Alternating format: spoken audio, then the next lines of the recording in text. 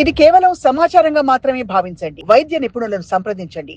పేదవాడి పక్షాన నిలబడతాం, ప్రజా గొంతుకై నినదిస్తాం. వాయిస్ ఆఫ్ వాయిస్లెస్, తెలుగువారి మనస్సాక్షి, సాక్షి టీవీ.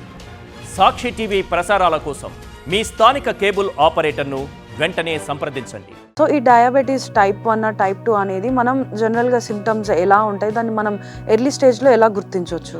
అంటే టైప్ 1 డయాబెటీస్ చాలా ఎర్లీగా వస్తుంది. వీళ్ళకి without insulin they cannot survive. Ketone bodies అనేది యూరిన్లో. టైప్ 2 డయాబెటీస్లో సిపెప్టైడ్ కొంచెం నార్మల్గానే ఉంటుంది, depends on the insulin level. So ఈ రెండు డిఫరెన్షియేట్ చేయడానికి మోస్ట్ కామన్ మన ప్రస్తుతం అయితే టైప్ 1 డయాబెటీస్ కంటే టైప్ 2 డయాబెటీస్ మోస్ట్ కామన్ అడల్ట్స్లో, యంగర్ జనరేషన్ నుంచి.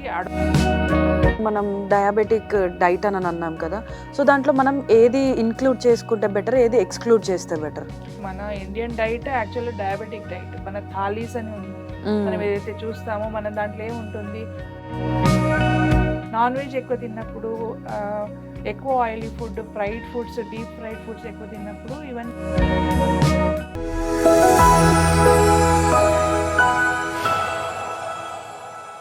Hello, welcome to Sakshi life.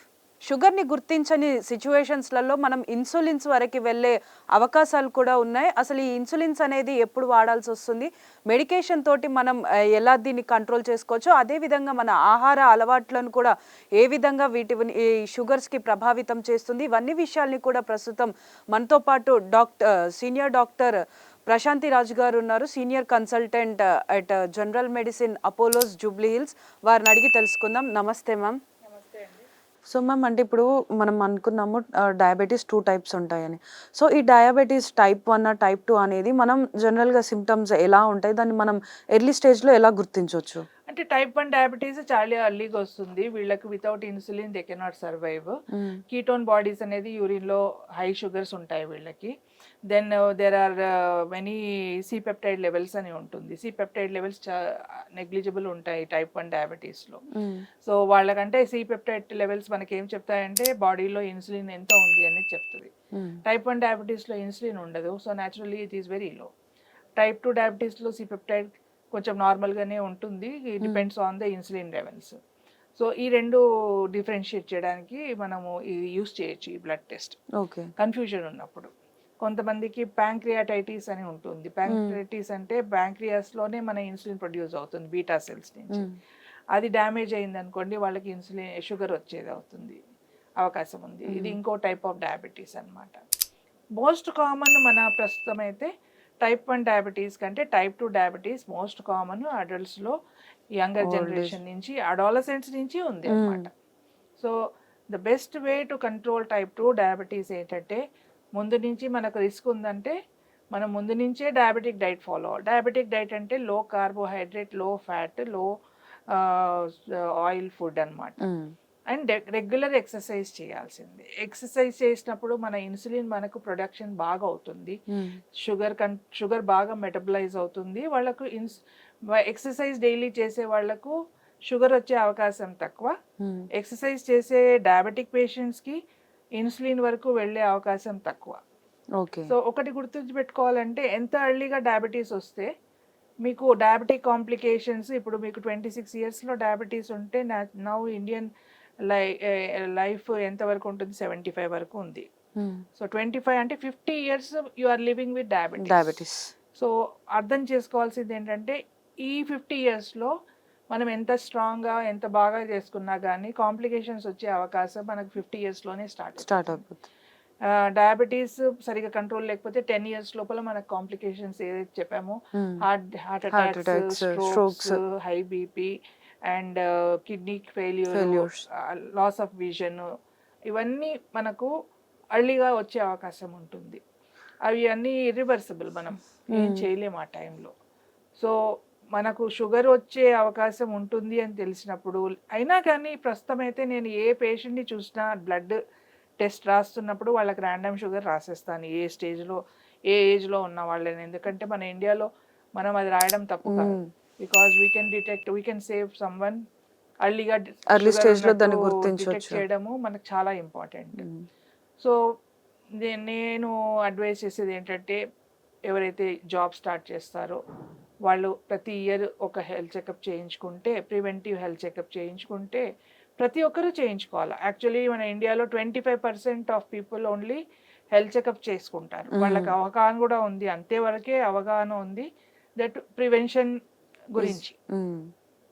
ప్రస్తుతం మన ఇండియాలో మనం మెడికల్ కేర్ అంతా మన డబ్బే యూజ్ చేసుకొని మనం ఖర్చు పెడుతున్నాము.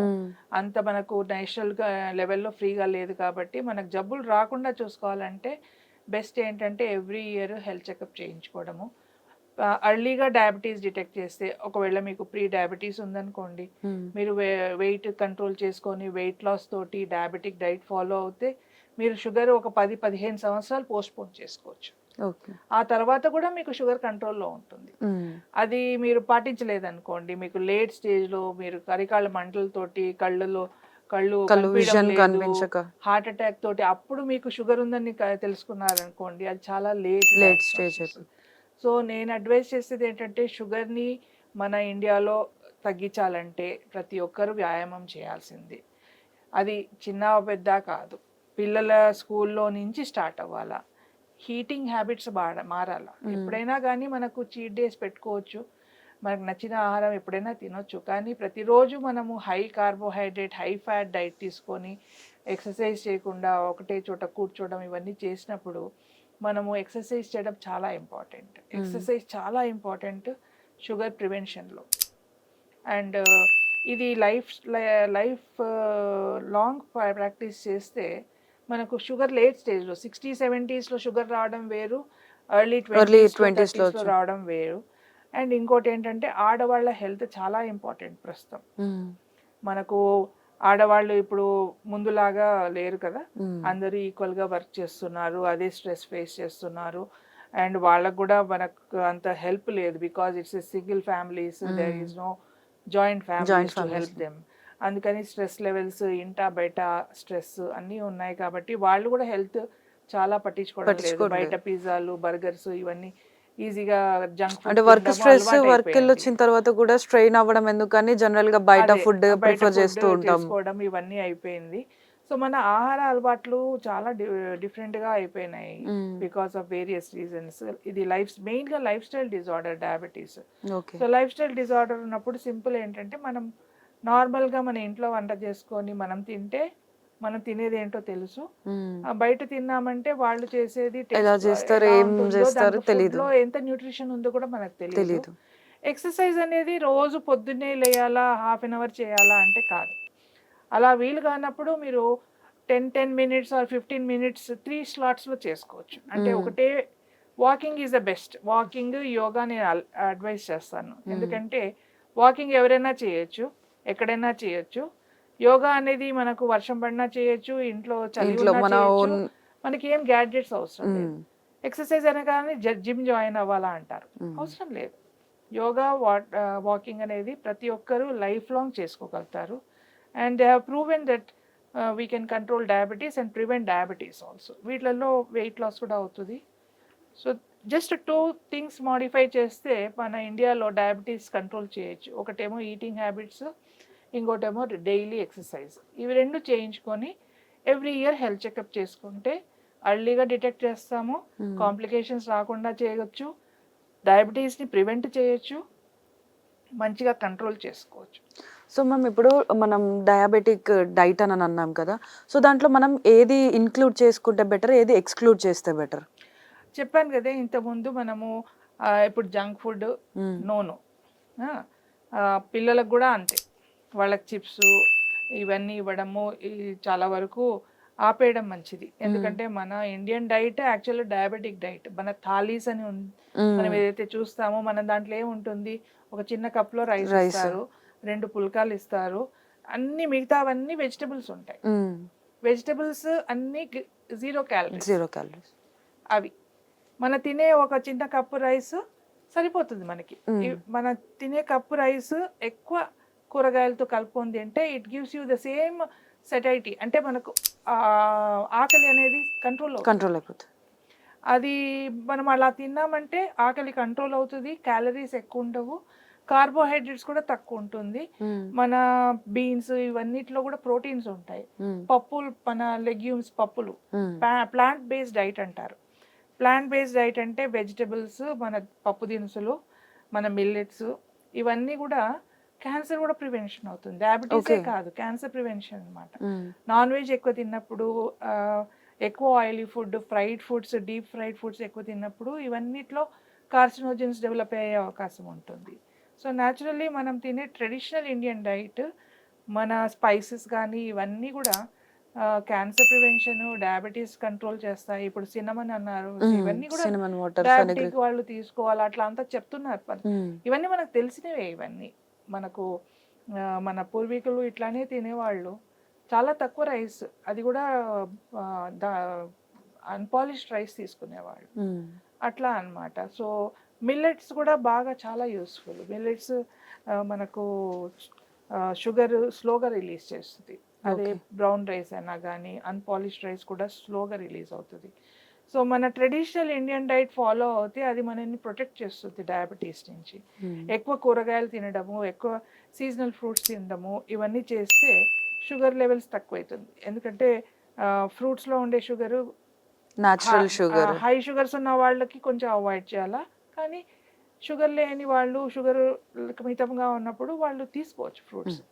సో వెజిటబుల్స్, ఫ్రూట్స్, ఒకటే పూట రైస్ తినడము, నైట్ టైం చాలా సింపుల్ డిన్నర్ చేయడము, బ్రేక్ఫాస్ట్ కొంచెం ఎక్కువ తీసుకోవడము, అలా చేస్తే మనకు, అండ్ ఎక్సర్సైజ్ రెగ్యులర్గా చేస్తే కూడా ఈ షుగర్ అనేది మనము కంట్రోల్ చేయగలుగుతాం. ఆడవాళ్ళు కూడా బిఫోర్ ప్రెగ్నెన్సీ హెల్త్ చెకప్ చేసుకుంటే వాళ్ళ బాడీ వెయిట్ కంట్రోల్ చేసుకొని, వాళ్ళు మంచి డైట్, ఎక్సర్సైజ్ చేసి ప్రెగ్నెన్సీ ప్లాన్ చేస్తే ఫ్యూచర్ మన జనరేషన్ కూడా బాగుంటుంది. మెయిన్గా మనకు ఫ్యూచర్లో డయాబెటీస్ నెక్స్ట్ జనరేషన్లో తగ్గాలంటే ఈ జనరేషన్లో కొంచెం జాగ్రత్తలు తీసుకోవాలి, చాలా ఇంపార్టెంట్. సో ఆడవాళ్ళ ఆరోగ్యము చాలా ఇంపార్టెంట్. ఫ్యూచర్లో ఎవరైనా కానీ ఎలా ఉండాలని దానికోసము వాళ్ళు చాలా రెస్పాన్సిబుల్గా ఫీల్ అవ్వాలి బిఫోర్ ప్రెగ్నెన్సీ ప్లాన్ చేస్తున్నప్పుడు. అప్పుడు నెక్స్ట్ జనరేషన్ కూడా మనం డయాబెటీస్ ప్రివెంట్ చేయొచ్చు అండ్ కంట్రోల్ కూడా చేయొచ్చు. Thank you so much ma'am, చాలా చక్కటి మాటలు చెప్పారు. Thank you. సో చూస్తున్నాం కదా, అంటే ఈ మధ్య కాలంలో మనం తీసుకునేటువంటి ఫుడ్ వల్ల, లేకపోతే మనం వర్క్ స్ట్రెస్ వల్ల మనకేంటి అని అంటే, మనం ఏం ఫుడ్ తింటున్నాం, ఎన్ని క్యాలరీస్ ఉంటున్నాయి, దాంట్లో ఏం ఇంగ్రీడియంట్స్ ఉంటున్నాయి అన్నది కూడా చూసుకోకుండా మనం ఎక్కువ శాతంగా అవుట్ సైడ్ ఫుడ్ లేకపోతే ఆన్లైన్ ఫుడ్కి మనం ఎక్కువగా అలవాటు పడుతున్నాం. ఇలాంటి సిచ్యువేషన్స్లలో మనకి తెలియకుండానే మనం ఎక్సెస్ ఆఫ్ షుగర్స్ తీసుకోవడం వల్ల మనకి చిన్న ఏజ్లోనే ఒబేసిటీ, అదేవిధంగా షుగర్ అనేది కూడా వస్తూ ఉంటుంది. సో మనం కంటిన్యూస్గా మన డైలీ లైఫ్లో మనం ప్లాంట్ బేస్డ్ ఫుడ్స్ కానీ లేకపోతే డయాబెటిక్ డైట్ అని ఫాలో అవుతే, అదేవిధంగా దాంతోపాటు ఎక్సర్సైజెస్ అనేవి కూడా ఫాలో అయితే మన హెల్త్ అనేది డయాబెటీస్ లేకుండా ఉంటుంది. అదేవిధంగా ఫ్యూచర్ జనరేషన్స్కి కూడా మనం ఒక డయాబెటిక్ ఫ్రీ లైఫ్ని అయితే ఇవ్వగలుగుతామని చెప్పేసి డాక్టర్ గారు చెప్తున్నారు.